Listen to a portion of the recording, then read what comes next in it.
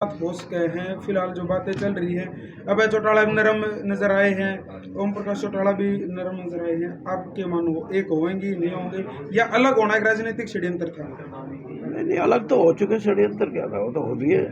और जो होना था उसका फायदा ये इनके चौटाला साहब के ग्रैंडसन उठा गए, उनको नुकसान हो गया। अब आप ये बताओ, जिसने नुकसान को भुगत लिया वो दोबारा इकट्ठा होने की नरम नजर आए हैं वो। नरम तो अच्छी बात है, लेकिन परिवार की बात है, होंगे नहीं। राजनीति ये नहीं कहती, राजनीति ये कहती है कि जिसको बढ़त मिल गई वो अपनी बढ़त क्यों खोएगा। चौटाला के खेमे हुड्डा साहब के खेमे थे जब कांग्रेस पार्टी का अध्यक्ष बनया नु सोचे थे कि बिल्कुल रोला भरवा है नहीं, लेकिन फिर देखा जाए किलोई हल्के थे जो एमएलए रह चुके हैं हुड्डा साहब, कृष्ण मूर्ति हुड्डा जी, वो फिर अपनी अलग सुर पकड़ के उनके खेमे के खुद सुर पकड़े, फिर गुटबाजी शुरू होगी। कितना मुश्किल होगा हुड्डा साहब? आप मेरे को जानते नहीं, मैंने ये सब देखे हुए, कृष्ण मूर्ति भी, भूपिंदर सिंह भी, और इनसे क्या मेरे से करवाना चाहते हो? कोई मतलब नहीं। हुड्डा आज के दिन वहाँ कलोई में एक छत्र का लीडर है, उसको कोई माने ना माने। चौधरी साहब, एक सवाल और, हाँ जिस जी। तरह की तैयारी आपके कार्यकर्ता, आपके जो संगठन बता रहे हैं, जो कर रहे हैं, क्या आपको राजनीतिक जो आप कह रहे हैं संन्यास वाली बात है, दोबारा आपको शांति से बैठने नहीं देंगे? नहीं, शांति से तो मैं बैठा नहीं ना, लेकिन मैंने ये कहा था कि मैं चुनावी राजनीति नहीं करूँगा, मैं चुनावी राजनीति में पार्टिसिपेट नहीं करूँगा, लेकिन राजनीति करूँगा। मतलब चुनाव नहीं लड़ोगे? बता तो दिया। और चुनावी राजनीति का मतलब ये होता है कि चुनाव लड़ने का मतलब है आप चुनावी राजनीति में, चुनाव ना लड़ने का और राजनीति करने का मतलब है आप राजनीति करोगे। और जैसे आदरणीय वाजपेयी जी ने एक समय में कहा था कि जब ये खबरें आने लगी कि वो रिटायर हो गए, वो कहने लगे मैं रिटायर हुआ हूँ, टायर्ड नहीं हूँ। तो जिस तरह से आप संगठन तो तैयार कर रहे हैं, मैं राजनीति से हटके संगठन कर रहे हैं, ये राजनीति को कितनी प्रभावित करेंगे ये संगठन? कर सकते हैं जी। देखो, कोई पता नहीं लगता किस टाइम किसके मुंह से कौन सी अच्छी बात निकल जाए और वही एक अनुसंधान बन जाए, और उसी अनुसंधान की वजह से सारा सिनेरियो बदल जाए, सारा परिदृश्य बदल जाए। हो सकता है। आपने आदमपुर के अंदर आकर के राजनीति में बदलाव की बात की, तो क्या चौधरी कुलदीप बिश्नोई के कार्यकाल से आप खुश नहीं हैं? उनका कार्यकाल तो अब शुरू होने के लिए था। बदलाव की बात की, तो क्या चौधरी कुलदीप बिश्नोई के कार्यकाल से आप खुश नहीं हैं? उनका कार्यकाल तो अब शुरू होने के लिए था। विपक्ष में थे, कोई ज़्यादा लंबा चौड़ा काम नहीं करा सके। और पीछे भी देखो, वैसे तो लोग परिवारवाद के जिनका कुछ नहीं वो परिवारवाद के खिलाफ बोलते हैं, लेकिन परिवारवाद का कई बार परिवार के लोगों को भी नुकसान होता है। भजन लाल जी का इतना स्टेटस रहा है कि कुलदीप बिश्नोई को किसी ने गौर से ये नहीं देखा भाई अब भजन लाल जी नहीं है तो ये क्या करें। तो वो एक किस्म से जो उनकी राजनीतिक जीवन में पिता का जो साया है ना, वो उसको काम तो आया, लेकिन एक जगह फिर वो एक सिर कर देता आदमी को। उसके चलते सर तीसरी पीढ़ी को लड़ा रहे हैं, तो क्या लगता है वोटों पर कैसा प्रभाव तीसरी पड़ेगा? पीढ़ी तो लड़ चुकी, वो आपको परिणाम का भी पता है।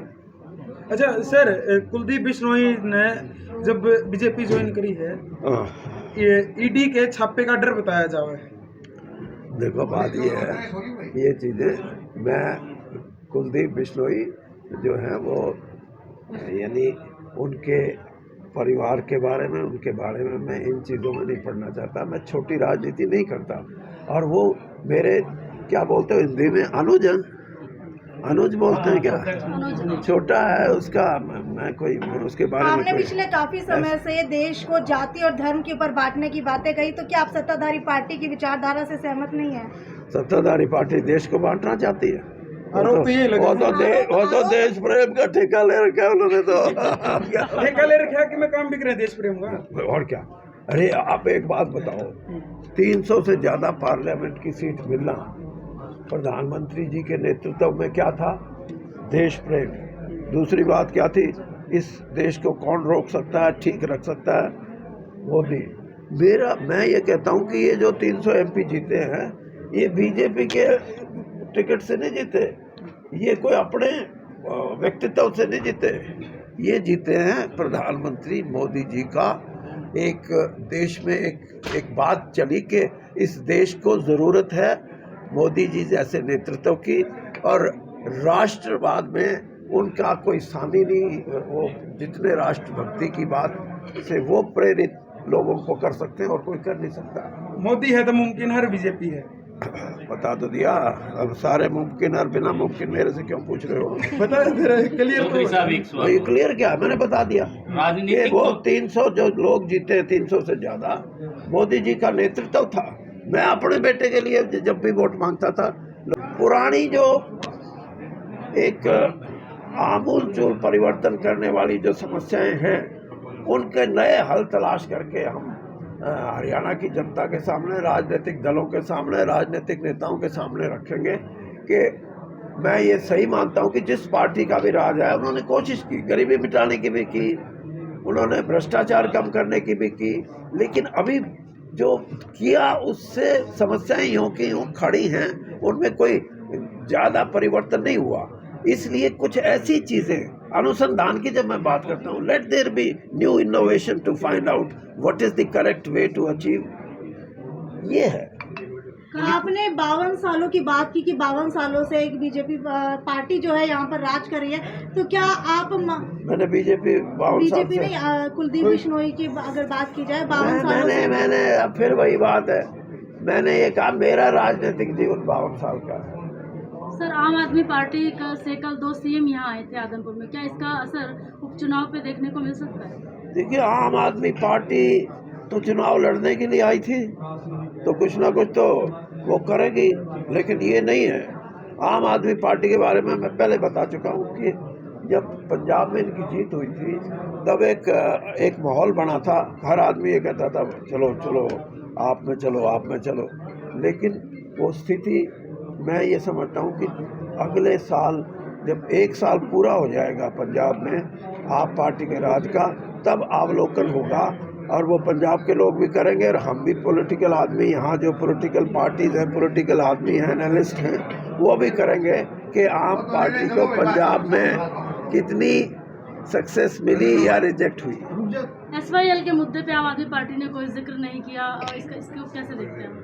आम आदमी पार्टी जिक्र कैसे करे? पंजाब का चीफ मिनिस्टर साथ हो, केजरीवाल जी ये कहेंगे कि हम तो हरियाणा को पानी देंगे, नहीं। लेकिन मैं ये कह रहा हूँ कि अब समय है, आम आदमी पार्टी का चाहे राज हो, चाहे यहाँ बीजेपी का राज हो, और उसमें एक और भी छोटा कंपोनेंट है JJP, ये जो लोग हैं और केंद्र सरकार, इन मुद्दों को सॉर्ट आउट करना चाहिए, इनका फैसला करना चाहिए।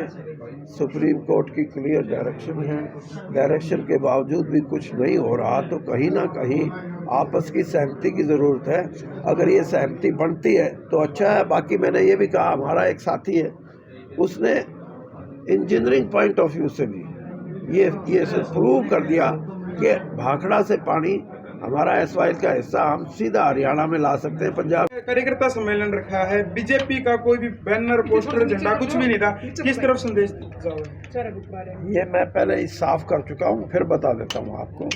हमारा एक संगठन है जिसका नाम है बिरेंद्र सिंह के साथी, उसके तत्वाधान में हमने ये किया है, और इसमें 2 और हमारे संगठन हैं, एक छोटू राम विचार मंच और एक युवा शक्ति बदलाव की ओर, उनकी मदद है। बाकी बेसिक प्रोग्राम जो है वो वीरेंद्र सिंह के साथियों द्वारा आयोजित किया गया है। अच्छा, अभी आपने कहा है कि भाई परिवारवाद वाली राजनीति नहीं चलेगी। देखा जाओ तो आपके बेटे भी MP हैं, आपके पिता भी जो एक बड़े नेता रह चुके हैं। आप पहले मेरा जो, अगर आपने पूरा सुन लिया हो तो जवाब उसी में है। मैं ये कहता हूँ कि सिर्फ परिवारवाद ही कोई एक ऐसा शब्द नहीं है जिसको राजनीति से आप पालन कर दो। हाँ, जिसका सामाजिक जीवन पे आपने सुना होगा, सामाजिक जीवन में जिसका योगदान है, उन परिवारों को लोग ठीक मानते हैं।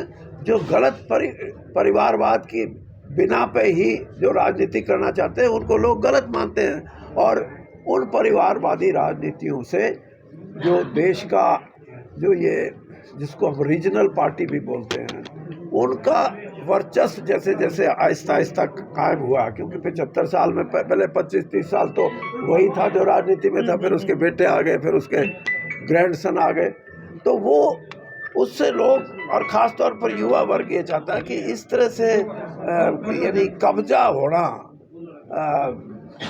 पॉलिटिकल आउटफिट पे, पॉलिटिकल पार्टियों पे, वो प्रजातंत्र के हित में नहीं है। सर, कुलदीप बिश्नोई को आप सपोर्ट करेंगे नहीं करेंगे? आपकी पार्टी में ही है तो बीजेपी में। अभी तो आप फिर मेरा पूरा भाषण नहीं सुनते यार, कमाल यही है। मैंने ये कहा कि अभी टिकट का फैसला होना है भैया, जब होएगा तब पूछना। बीजेपी को समर्थन है, लेकिन बीजेपी में हूँ मैं, समर्थन क्या आपको? किसी को भी वोट दे, चाहे किसी को भी टिकट दे। अरे यार, फिर टिकटों की बात, टिकट का फैसला नहीं हुआ। मैं कोई किसी से दब के राजनीति नहीं करता। मैं, आप सुन लो, मैं बीजेपी में हूँ और बीजेपी पार्टी किसको टिकट देगी ये अभी बाकी है, और आप ये सिर्फ यही घुमाना चाहते हो कि किसको मिलेगी, उसको सपोर्ट करोगे नहीं करोगे, ये बात अभी आप जब पूछना, जब टिकटों का फैसला हो जाए। क्या आदमपुर के अंदर सम्मेलन करना उपचुनावों की तैयारी मान सकते हैं? नहीं, ये देखो, मैंने बताया कि 23 मार्च 2023 को वीरेंद्र सिंह के साथी के रूप में 1 लाख मेरे साथी जींद में इकट्ठा होंगे और राजनीति के अंदर पुरानी